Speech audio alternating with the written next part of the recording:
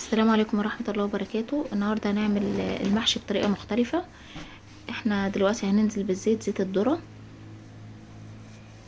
هكون مقطعة بصلتين برة، هنزل بيهم.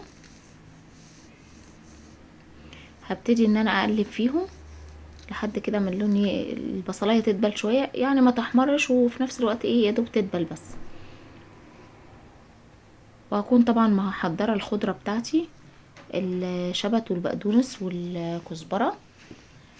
هبتدي ان انا انزل بيهم على البصلة، واحط شوية فلفل اسمر، وابتدي وانزل بالطماطم، وابتدي ان انا اقلب واسيبها على البوتاجاز تتسبك. طبعا انا هكون محضره بره الرز بتاعي، وحط عليه برضو الخضره، الكزبره والبقدونس والشبت. طبعا محضره بقى بصلتين، مقطعاهم قطع صغيره. دي بعملها زي مرتة كده، بحط عليها شويه من الكمون، معلقه كمون، ومعلقة خلطة محشي انا بجيبها من عند العطار، بتدي طعم جميل جدا وريحة جميلة.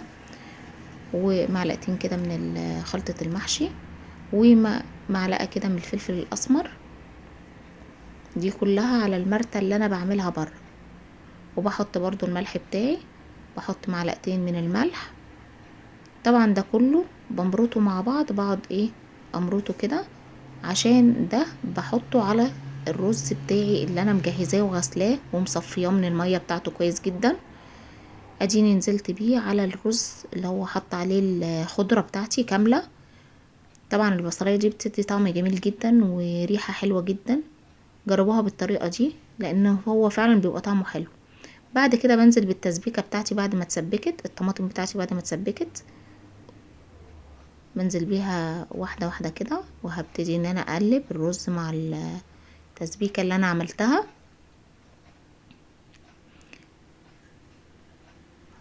هبتدي ان انا اقلب، اديني قلبت اهو.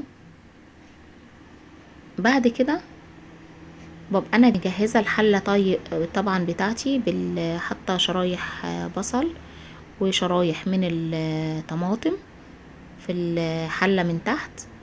وطبعا بحط فيها برضو الخضره، شويه من الخضره. دي بتدي ريحه خطيره جدا للمحشي وطعم جميل جدا.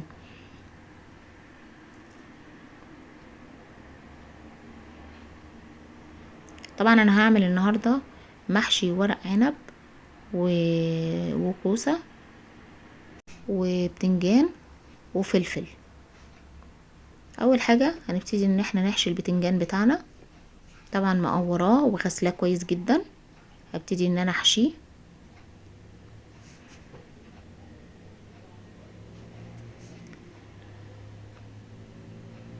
وطبعا الكوسه برضو غسلاها وحطها معانا في الطبق. فهنبتدي ان احنا ادينا بنخلص في البتنجان، ادينا بنحشي في البتنجان بتاعنا. وبرضو بجهز في الكوسه بتاعتي. هبتدي ان انا احشي البتنجان وبعدين الكوسه هدخل بيها. ادي الكوسه بتاعتي، طبعا مقوراها وغسلاها كويس جدا ومصفياها من الميه بتاعتها. ببتدي ان انا احشي فيها.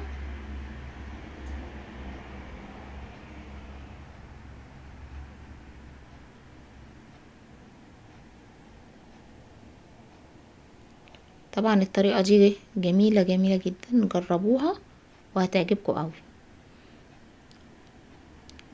طبعا الورق العنب كنت طبعا غسلاه كويس وسلقاه ومصفيه من الميه ومقطعه العنقود بتاعه، عشان هبتدي ان انا احشي فيه. هحشي برضو بتنجانه كمان.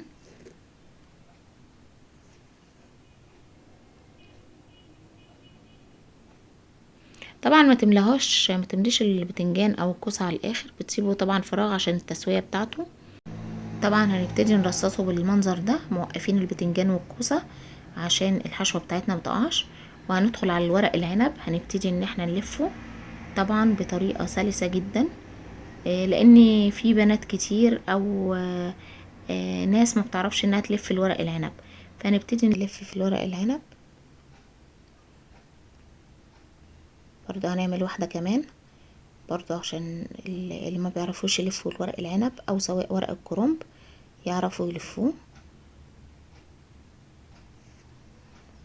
ادي لفتها اهي وبحطها في الحلة. هنعمل واحدة كمان، هنلف الورق العنب وهنبتدي نلفها بالشكل ده زي ما انتوا شايفين، وهننزل بيها برضو في الحلة. بعد كده خلصنا بقى الكمية بتاعتنا، الورق العنب والكوسة والفلفل والبتنجان. هكون طبعا سلقة الفراخ بتاعتي ومحضراها. طبعا انا هحط على المحشي بتاعي طبعا شوربة.